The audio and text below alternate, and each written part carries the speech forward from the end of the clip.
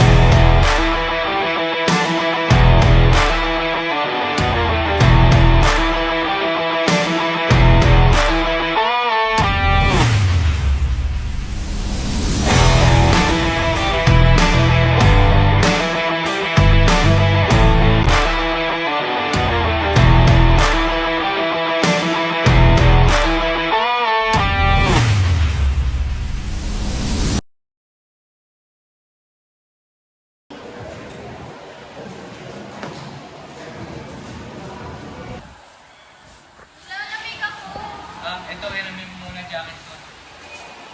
What the heck? Kakaiwalay lang natin last week tapos ngayon may bago ka na? Ayan ka na naman napaka-controlling. At ikaw nga itong dahilan kung bakit natigil yung relationship natin. Eh ikaw nga yung una nagloko sa ating dalawa eh. Paano ako nagloko? Nakita kita sa gym. May kayakap kang babae. What are you talking about, Eliza? She's just my cousin. Kakabalik niya lang galing state. Anong pinagsasabi mo? Mga reasons mo eh, no? Pinsan, napaka-clingy yung ang dalawa. Ano ginagawa niyo dyan? Ba't kayo nakatayo? Hindi po naman kayo start ng klase. So, dito, nakikita natin sa circle na to na ay SSO to kasi dalawang point ang ano. Ito natin dito sa point A. Ito ay sa SSO. Kaya kukunin muna natin ito intercept. So, it means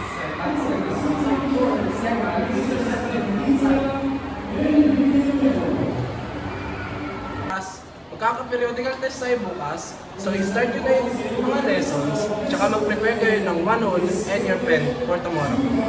So, class dismissed.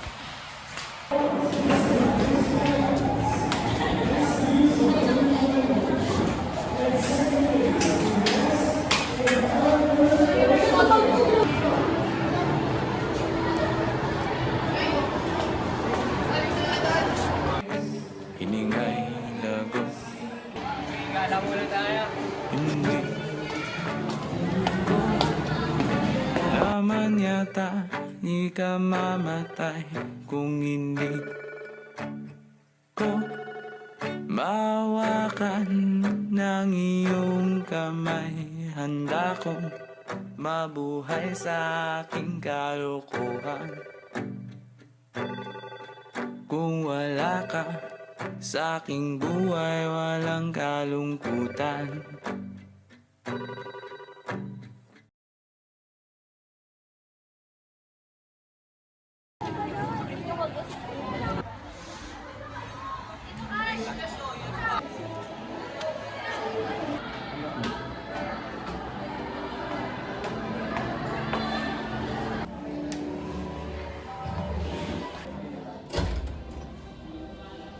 I'm home.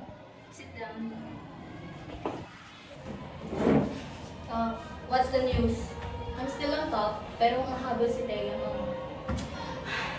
Darling, nakakailan na ako. Binibigyan kita ng best tutors in our area. Pero hinahalaan mo yung Teo na yun? No, I'm not wasting my money. I know it. But hindi mo yan matalo-talo.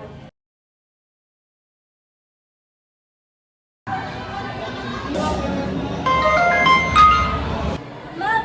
Hello? We have an emergency. You need here. Oh, okay. I'm coming. I have to go, sweetheart.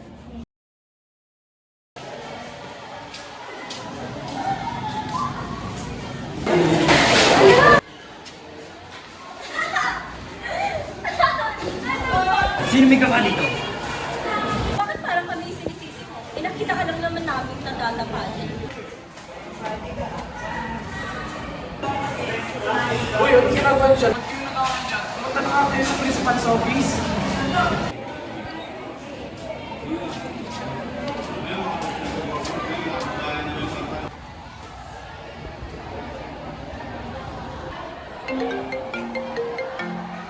Hello? Who's this? Your daughter is currently on our guidance office. My daughter? What did she do? Yes. Your daughter is currently on our guidance office and we want you to come in now for a meeting because of what she done. Yes, I can come. And thank you.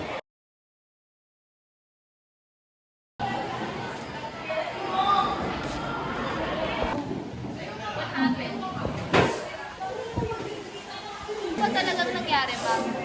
Yung nangyari po sa fourth floor, madalas po si nakita ko yung kami service. Okay, ano naman po?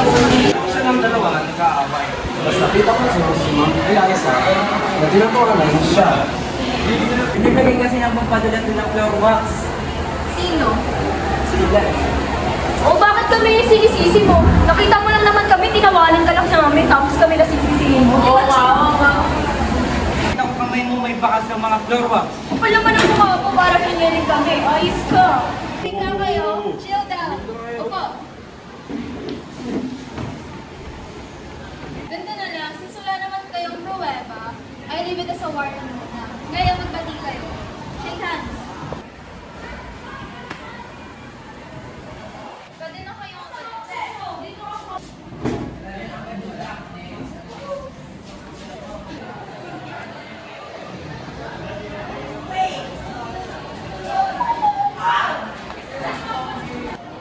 Eliza, paano na yung grades mo? Ano ba? Eliza! Paano na yung grades mo? Mom, that wasn't me! Anong that wasn't you? Sabi ng president niyo na ikaw yung tumatawa. Ikaw yung may bakas ng thorax. I just laugh at him. I never did that thing. What? Never did? Ikaw yung may bakas ng floor wax. I'm done with this. Huwag ka na ma-explain yung homeschool nila.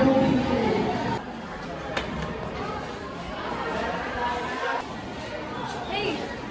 Bakit mo ako ginaganyan? Ikaw kasalanan na lahat ng to eh. Ikaw kasalanan kung bakit ako na-homeschool. Ikaw kasalanan ba't kami naghiwalay. Ano bang pinagsasabi mo? Ang ginagawa mo, Eliza, ba't may nahanay yung girlfriend? Where's my wallet? Where's my wallet? What's happening here? Pinagsampal sa anak na ito? Eliza? Is this you? No, ma? Kita siya po yung nauna. Eliza? Who's saying that you started it? Ano ba talagang nangyari? That wasn't real me! Don't give me that attitude. Bagay lang talaga sa'yo ito. Halika na! Gio, Thea, sorry talaga sa isapan. Okay? Thank you po, tita. Pakawait ka sa namin.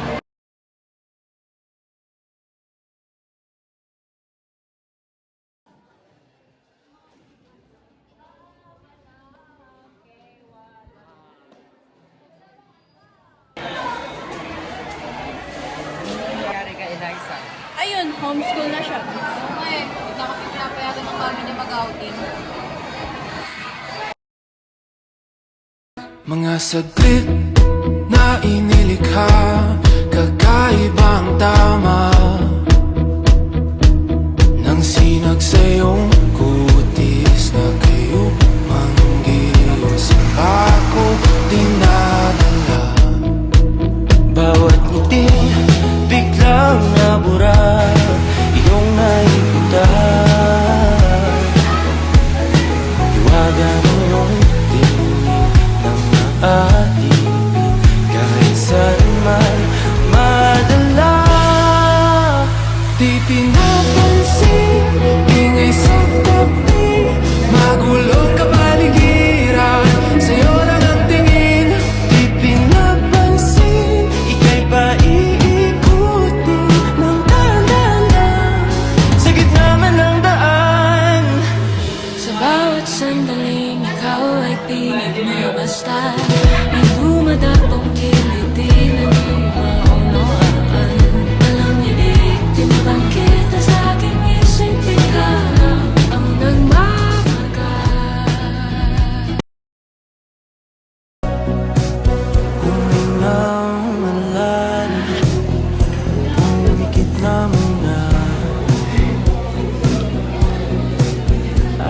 baka sakaling namamalikmata lang.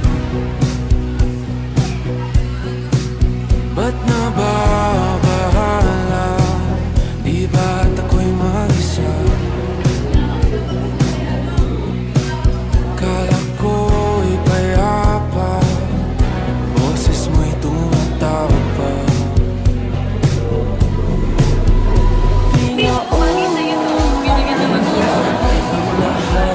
Di na pagkat, ngunit ba't ba andito pa rin? Hirap na kong intindihin. Tanging panalangin, lubayan na sana.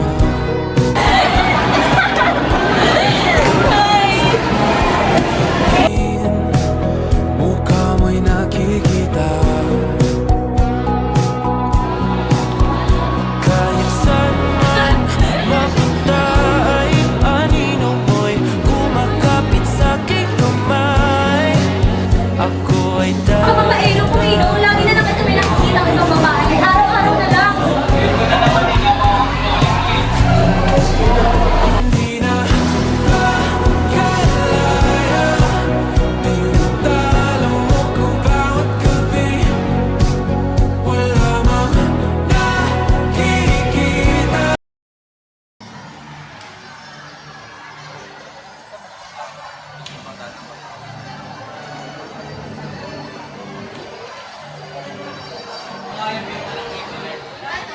Ano ba? Hindi na yun.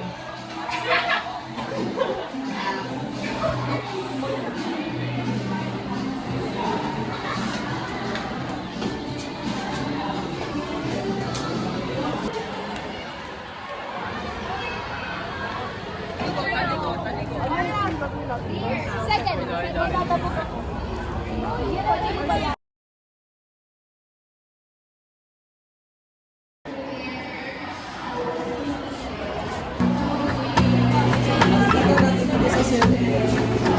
Do not take revenge, my dear friends, but leave room for God's wrath.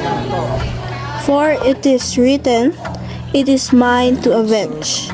Back in time to when I was unbroken. I will repay, say the Lord." Romans 12, verse 19. The very first moment, 'cause the light came on when I heard that song, and I want you to sing it again. I swear that every word you sing, you wrote them for me, like it was a private show. I know you never saw me.